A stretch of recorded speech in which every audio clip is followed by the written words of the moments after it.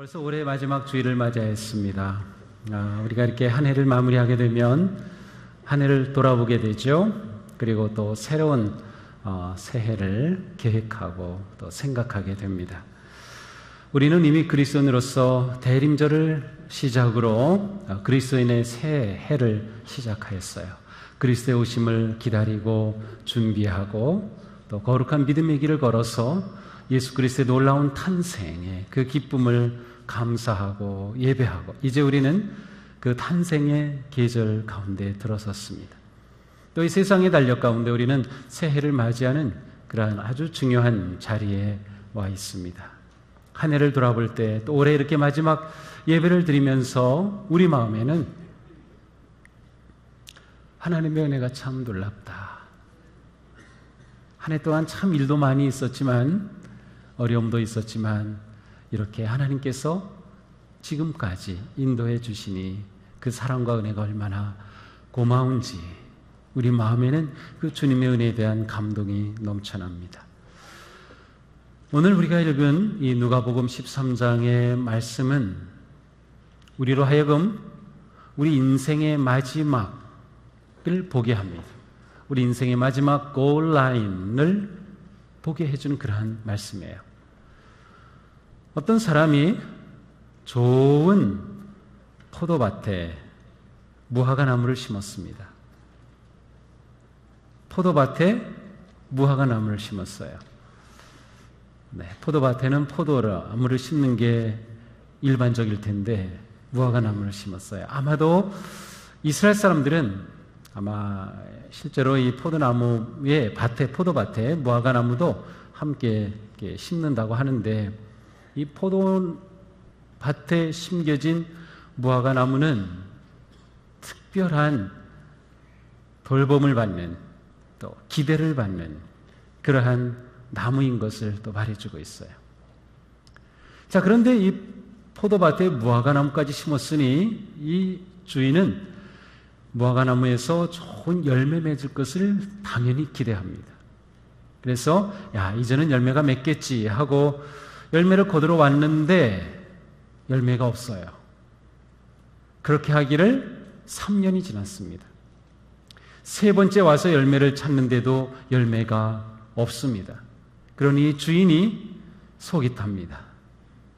한편으로는 화가 날 수도 있어요. 아니, 내가 이 좋은 밭에다가 이렇게 무화과 나무를 심었는데 열매가 아직 맺지 못하다니. 열매 없는 무화과 나무 쓸모가 없죠. 그래서 이 주인이 말합니다. 포도원지기에게 이렇게 얘기를 해요. 찍어버려라. 어찌 땅만 버리게 하느냐. 더 이상 쓸모없는 무화과 나무라는 것이죠. 찍어버려 새로운 나무를 차라리 심는 게 낫다는 거예요. 그런데 이 포도원지기는 주인의 말에 그렇게 하겠습니다 하는 것이 아니라 이렇게 말합니다. 주인님, 금년에는 그대로 두소서. 그동안에 제가 그 둘레를 파고 거름을 주겠습니다. 그렇게 하면 다음 철에 열매를 맺을지도 모릅니다. 그때 가서도 열매를 맺지 못하면 그때 찍어 버리십시오. 제가 한 해 동안 다시 잘 가꾸겠습니다. 그리고 1년 후에 열매가 없으면 그때 찍으세요. 제가 돌보겠습니다. 이 무화과 나무는 이 포도원지기의 이 간절한 요청 덕분에 살아남았을 것 같아요. 결과가 어떻게 되었는지는 우리는 알 수 없습니다. 이 비유를 말씀하셨을 때 포도원은 이스라엘이라고 하는 나라를, 포도원 주인은 하나님을, 포도밭에 심겨진 이 무화과 나무는 이스라엘 백성을, 그리고 이 나무를 가꾸는 포도원 지기는 예수 그리스도를 의미하는 것이었어요. 우리에게 적용하면 그대로 적용이 되죠. 포도밭은 하나님의 나라, 그리고 하나님의 나라를 이 땅에 세워가는 교회라고 한다면 이 무화과 나무는 바로 우리들입니다. 주인은 하나님이시고 포도원 지기는 바로 예수 그리스도이시죠. 이 포도원의 이야기를 보면서 우리는 포도원 지기가 주인에게 간절히 요청한 이 표현, 주인님, 금년에는 그대로 둬주소서. 공동 번역에 보니까 한 해만 더 두십시오. 이 영어 성경에도 한 해만 더라고 되어 있어요. Leave it alone one more year. 한 해만 더 좀 기다려 주십시오라고 부탁을 합니다. 어떻게 보면 사실 주인에게 이렇게 부탁해야 될 그러한 대상은, 사람은 이 포도원 지기가 아니고 사실 무화과 나무가 그렇게 요청해야 될 간구였어요. 자기가 열매를 맺지 못했기 때문에 이 무화과 나무가 정신 바짝 차리고 나를 찍어버리면 어떡하시지? 주인님, 제가 열매 맺겠습니다. 좀 한 해만 더 기다려 주실 수 있습니까? 라고 요청해야 될 것이죠. 그런데 포도원 지기가 무화과 나무를 위해서 이렇게 주인에게 요청을 했어요. 바로 예수 그리스도, 그분이 어떤 일을 하시는지를 잘 보여줍니다. 열매 없는 인생, 하나님 앞에서 열매를 드릴 수 없는 그 인생은 결국 심판을 받을 수밖에 없어요. 그때 예수 그리스도께서 나타나셔서 한 해만 더 기다려 주십시오. 제가 잘 돌보겠습니다. 그리고 그리스도의 그 놀라운 십자가의 사랑과 은혜로 다시금 돌보아 열매 맺는 인생이 되도록 이끌어 주시는 그 놀라운 사랑이 담겨져 있습니다. 주인님, 한 해만 더 기다려 주십시오라고 간청했던 이 포도원 지기의 간구는 바로 이 시간 우리들의 기도가 되어야 할 것입니다. 하나님, 한 해만 더 기다려 주십시오. 하나님, 한 해만 더 기다려 주십시오. 한 해만 더 기다려 달라는 이 기도에는 바로 회개가 담겨져 있습니다.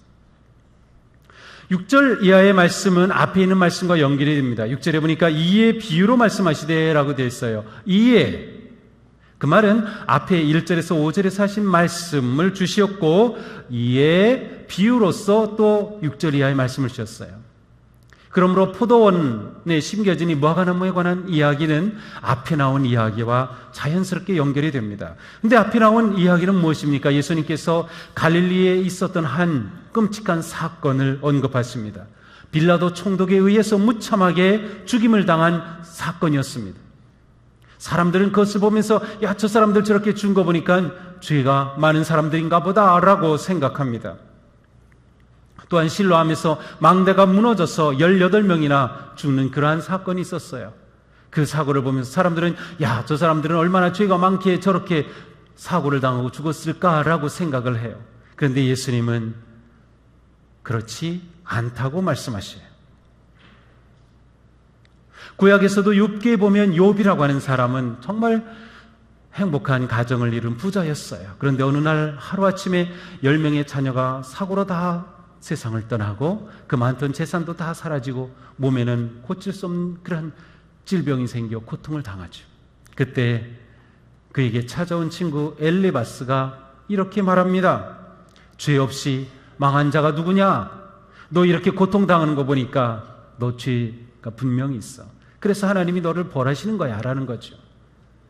사고와 사건을 당할 때, 고통을 당할 때 그것이 죄 때문이다 라고 말하는 것은 가장 쉬운 해결책이지만 바른 해결책은 아니에요. 우리는 너무도 쉽게 그렇게 생각합니다.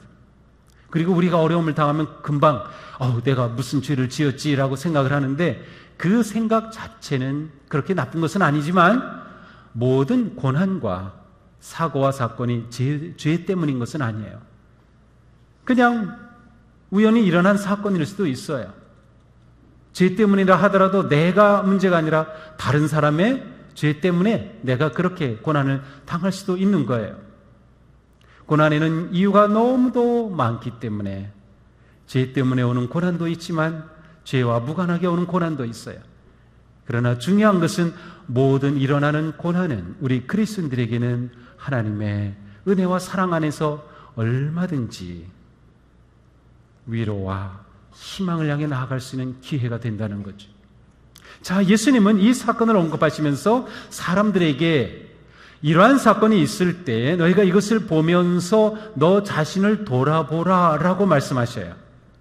그래서 이러한 사건을 볼 때 너희도 회개하지 않으면 이렇게 망할 것이라는 것을 깨달으라는 거예요. 일이 일어났을 때 그것을 보면서 나를 돌아보는 기회를 삼으라고 하는 거죠. 그리고 회개의 삶으로 나아가라고 말씀하십니다.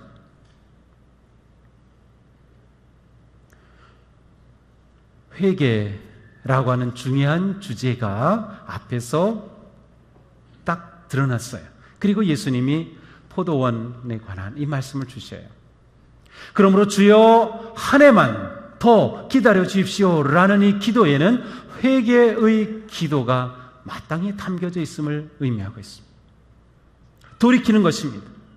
회개는 내가 지금까지 나아가던 삶의 그릇된 방향으로부터 돌이키는 것이에요. 잘못된 생각과 행동으로부터 돌이키는 것입니다. 우리의 인생의 길이 잘못 들었었다고 하면 당연히 삶의 유턴을 해야 되는 거죠. 그것이 진정한 회개라는 거예요. 우리가 한 해를 돌아보면서 하나님께서 우리에게 열매를 찾으실 때 우리가 하나님께 드릴 열매가 무엇인가? 우리는 하나님 한 해만 더 기다려 주십시오 라고 기도하면서 우리가 진정으로 주님 앞에 우리의 삶을 돌이키며 회개하는 자리로 나아가야 하는 것이죠. 그러므로 이 시간 우리가 올해 마지막 예배를 드리고 또한 새해를 기대할 때 우리는 하나님 앞에 우리의 삶을 내놓으면서 부끄러운 우리의 삶, 열매 없는 우리의 삶, 보잘것없는 우리의 삶을 회개하고 돌이키는 그러한 간절한 기도가 되어야 하는 것입니다. 돌이킴이 없다면 거기에는 열매가 없습니다. 세례 요한의 선포 가운데는 회개에 합당한 열매를 맺으라는 그러한 말씀이 있습니다. 회개와 열매는 함께 있습니다. 회개가 있는데 열매가 없다라고 하는 것은 진정한 회개가 아닌 것입니다. 내가 정말로 회개하였다면 그 회개에 맞는 삶을 살아야 하죠. 이것은 우리의 믿음의 방식이기도 합니다. 우리가 믿음이 있다라고 하면 믿음에 걸맞는 삶이 있어야 됩니다. 내가 예수님을 믿었습니까? 그렇다면 그 믿는 자의 거룩한 삶이 있어야 되는 거예요. 근데 이게 빠진 것이 문제예요. 회개도 마찬가지. 회개는 하는데 열매가 없어요. 그럼 진정한 회개가 아닙니다. 회개와 열매는 함께 갑니다. 우리 사회에 반복되는 많은 사고, 불의, 부정, 부패를 봅니다. 그런데 또 일어나죠. 왜 그런가요? 진정한 회개가 없기 때문이에요. 적폐청산은 진정한 회개 없이는 불가능합니다. 한 개인, 한 공동체, 한 나라 마찬가지. 회개 없이 어떻게 발전할 수 있습니까? 우리가 회개 없이 어떻게 희망찬 새해를 맞이할 수 있겠습니까? 주여 한 해만 더라고 기도하는 우리들에게는 나를 진지하게 하나님 앞에서 돌아보는 진정한 돌이킴, 삶의 방향을 돌이키는, 내 생각을 바르게 돌이키는, 내 행동을 바르게 돌이키는 진정한 회개의 기도가 담겨져야 하는 것이죠. 이 시간 우리의 마음에 성령님께서 회개의 기도를 부어주시기를 원합니다. 정말로 우리가 회개함으로 바른 길로 서야 합니다. 우리가 회개함으로 제대로 나아가야 합니다. 교회가 이 세상의 희망인 이유는 우리가 회개할 때 가능한 일이에요. 교회가 회개하지 않고서 세상의 희망이 될 수 없습니다. 하나님 앞에 계속해서 돌이키지 않고서 교회는 희망이 될 수 없습니다. 그리스도인의 능력은 회개에서 나오는 것이에요. 우리가 세상에 무엇으로 희망을 줍니까? 엄청난 모습으로, 외관으로, 건물로, 우리의 모임의 숫자로? 아닙니다. 우리 안에 진정한 회개가 일어날 때 우리는 비로소 세상에 희망을 주는 기회가 될 수 있는 것이죠. 3년이 지나도록 열매를 하나도 맺지 못하는 무화과 나무는 실패작이었습니다. 그래서 주인은 그 나무를 잘라 찍어 버리라고 요청했습니다. 우리는 한 해를 돌아보면서 회개 기도, 주여 한 해만 더 기도할 때 여기에는 하나님께서 우리에게 주시는 놀라운 기회가 담겨져 있음을 보아야 합니다. 회개가 없으면 망하리라는 주님의 말씀은 뒤집어서 보면 회개하면 살리라는 말씀이에요. 회개 없으면 망한다는 것은 우리에게 복음입니다.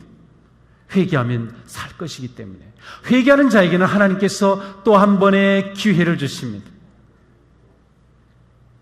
회개를 통하여 이 무화과 나무는 한 해를 더 살면서 열매를 맺을 수 있는 기회를 얻게 되었던 것이죠. 예수님의 말씀은 우리를 보시면서 안타까워하시는 하나님의 마음을 그대로 드러냅니다. 하나님은 공의로우신 하나님이시기 때문에 우리의 죄와 더러움과 열매 없음에 대해 심판하시지만 사랑의 예수님은 그 하나님의 심판을 가로막고 십자가의 사랑으로 우리를 보듬어 주시며 한 해만 더 기다려 주십시오.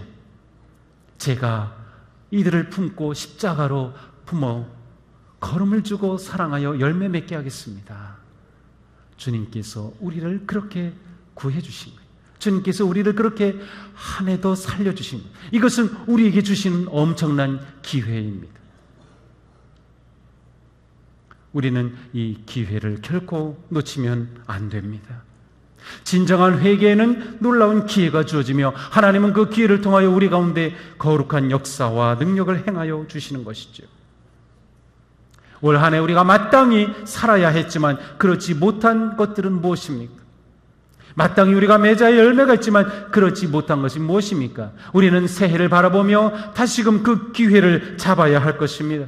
우리는 진정으로 남을 위한 삶에 힘썼습니까? 그리스도를 자랑하는 기쁨으로 살았습니까? 모든 사람에게 친절하게 대했습니까? 모이기에 힘썼습니까? 기도하는 일에 하나가 되었습니까? 서로를 인정하고 격려하였습니까? 소외되고 가난한 이웃들을 돌봐주었습니까? 사랑과 희생과 봉사와 섬김의 기쁨을 누렸습니까? 예배의 영광을 경험하였습니까? 하나님은 우리에게 또 한 번의 기회를 주셨습니다. 거룩한 삶을 위한 기회, 사랑의 삶을 위한 기회, 섬김과 돌봄을 위한 기회. 이제는 더 이상 이 기회를 그저 보내서는 안 되겠습니다.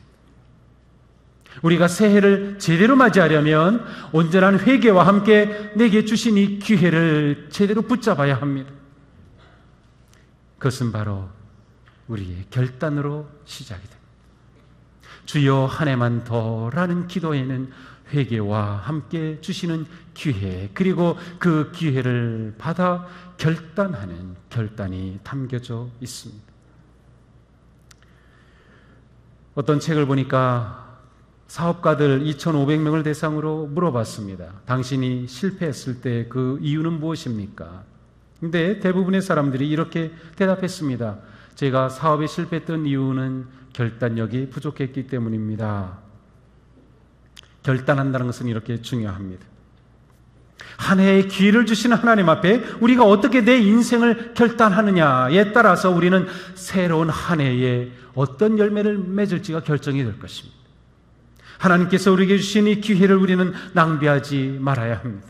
이 기회를 선용할 수 있어야 합니다. 이 기회를 살려서 우리는 정말로 그리스도인다운 삶을, 하나님께서 우리에게 기대하시는 그런 삶의 열매를 맺기에 힘써야 할 것입니다. 이것은 우리가 우리 인생의 마지막을 보는 것과 연결이 됩니다. 오늘 말씀이 우리 인생의 마지막 골라인을 보게 한다고 했는데 그것은 바로 주인이 다시 찾아와 열매를 구할 때가 있음을 담고 있기 때문이에요. 오늘 주신 이 비유의 말씀에서 굉장히 중요한 초점이 여기에 있습니다. 주인은 다시 열매를 찾으신다는 거예요. 다시 열매를 찾으시는 그때 하나님 앞에서 내 인생을 계산할 때죠. 그때는 점점 다가오고 있습니다.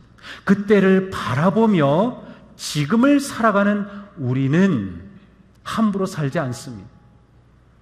우리가 한 해를 더 덤으로 받았지만 한 번에 한 해를 사는 것이 아니고 하루하루를 살아서 한 해를 사는 거예요. 하루하루가 우리에게 중요해요. 오늘 하루를 내가 어떤 생각을 하고 어떤 마음을 가지고 어떤 말을 하며 어떻게 행동하느냐가 모여 1년을 만들고 그것이 내 삶을 그리고 내 삶의 열매를 만들어가는 거죠. 그때 우리가 잊지 말아야 할 것은 하나님 앞에 내 인생을 계산할 때가 있다. 내 인생의 마지막 골 라인을 우리는 잊으면 안 됩니다. 골 라인을 기억하고 바라보는 사람은 지금 이 순간이 얼마나 중요한지를 잘 알기 때문이죠. 하나님께서 우리에게 주신 이 놀라운 기회를 어떻게 살리며 어떻게 살아야 할까요? 많은 사람들이 좋아하는 연탄 시인 안도현 시인이 있어요. 많이 들어보셨을 거예요. 이분의 시 너에게 묻는다에 이러한 시가 있어요. 연탄재 함부로 차지 마라. 너는 누구에게 한 번이라도 뜨거운 사람이었느냐?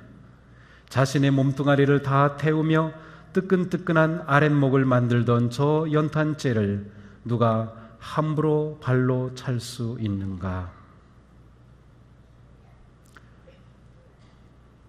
연탄재를 보면서 이러한 시를 썼다는 게 놀랍기도 하지만 우리가 삶의 열매를 생각할 때 거룩한 열매를 맺으면 사람들이 우리를 함부로 찰 수 없습니다. 우리가 거룩한 열매를 맺으면 세상이 우리를 무시할 수 없어요. 그 거룩한 열매가 뭘까요? 바로 뜨겁게 사랑하는 삶입니다. 하나님께서 우리를 그렇게 사랑해 주셨듯이 그리스도께서 우리를 위해서 그렇게 사랑해 주셨듯이 우리가 주님의 그 사랑을 받았으니 우리가 그렇게 사랑의 삶을 사는 것. 그 뜨거운 삶을 살아낸다면 연탄재라도 함부로 찰 수 없듯 우리 인생은 하나님과 세상에서 고귀한 인생이 될 것입니다. 스탠리 존스 목사님이 이런 말씀을 했어요. 책임이 따르지 않는 특권은 곧 죄다. 특권을 가지고 있을 뿐 책임 있게 열매를 맺지 못하는 삶은 죄라는 것입니다. 하나님이 우리에게 어떤 특권을 주셨습니까? 예수 그리스도로 말미암아 하나님의 자녀가 되는 특권을 주셨으니 이것이 우리가 받은 특권이라면 우리는 이 특권을 받은 자다운 책임 있는 삶을 살아야 합니다. 바로 우리가 맞이하는 한 해는 뜨거운 사랑의 삶을 책임 있게 살아가는 그러한 삶을 향해 나아가는 진정으로 복된 한 해가 되는 것. 그것이 우리가 오늘 주님 앞에 기도해야 할 기도의 제목입니다. 그렇습니다. 마지막 순간은 우리에게 조금 더 다가왔습니다. 하나님은 이 시간 우리에게 또 한 해를 선물로 주시며 우리에게 기대하십니다. 열매 맺기를.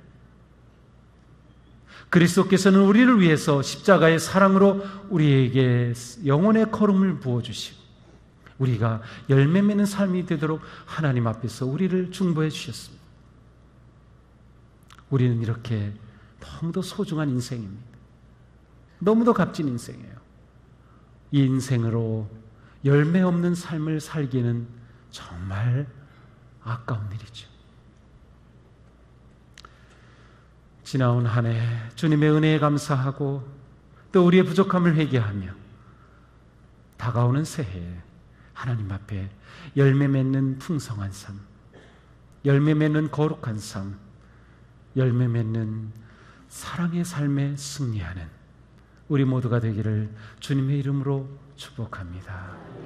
주님, 한 해만 더 이 간절한 기도가 우리의 기도가 되기를, 그래서 하나님 앞에 결단하며 나아가는 복된 성도 여러분 되시기를 주님의 이름으로 축복합니다. 기도하겠습니다.